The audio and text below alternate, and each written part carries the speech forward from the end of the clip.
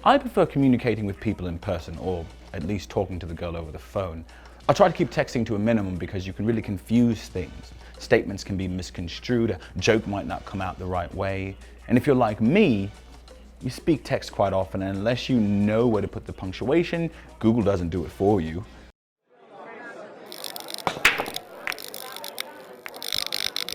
Communicating in person or via telephone really is a lost art that can increase your value exponentially. But we're millennials, and texting is how we live.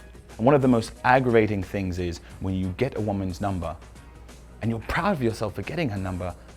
Maybe you went up to your boys and was like, yeah, told you I get it. You start texting her, she's texting back, you swear she's into you, and then all of a sudden after a few days, things fizzle again. She's responding less, engaging less. How did this happen? Who's to blame? Well, it's quite possible that she just never really liked you in the first place, but we won't go down that road. We're going to assume that she really was interested and excited to connect with you.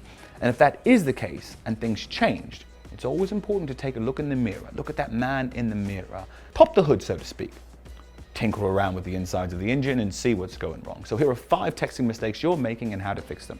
Number 1, following some 1, 2, or 3 day rule.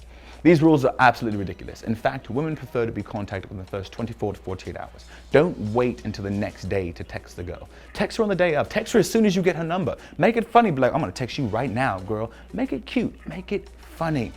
Don't wait days on end before reaching out and saying, hey, how you doing? Let's keep things together. Let's keep things moving.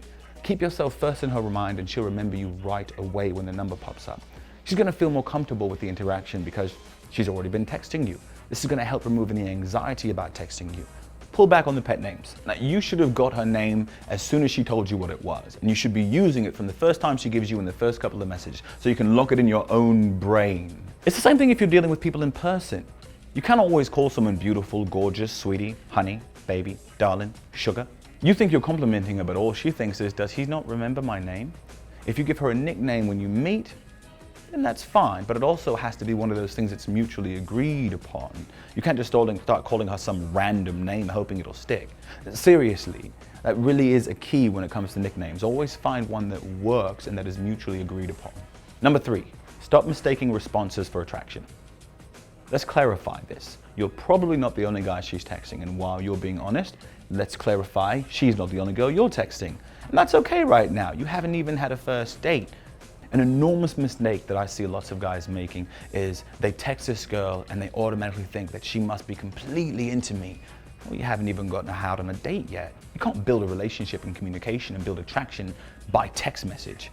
Even if she is responding to every message you send, you're no closer to getting her out into a date until you say, hey, let's lock something down, set up a plan and do it.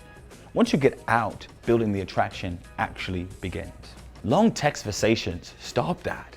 Text conversations are not the same as conversations. As millennials, we tend to shy away from in-person communication, but this is dangerous. Texting should be the cliff notes of a normal conversation, leaving out the bigger chunks. A long text conversation really means I'm available to talk, I just don't want to.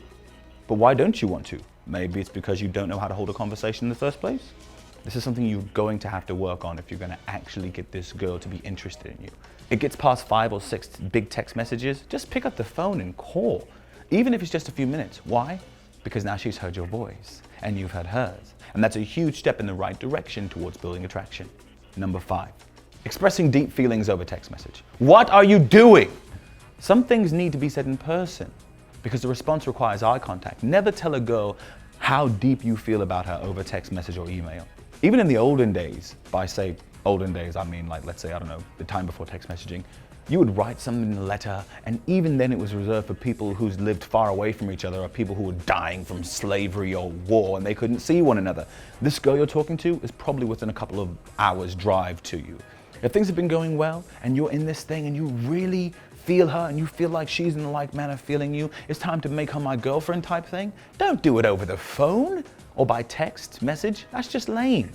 Now there are so many other things that guys do while texting girls that are just terrible, terrible ideas. A few honorable mentions are paying her repeated gushing compliments over text message, texting her too much, not asking that you hang out because you're scared, you're being too predictable, sticking to one joke for too long, you're boring, excessively inappropriate. So this is my list of the 5 texting mistakes that you're making right now.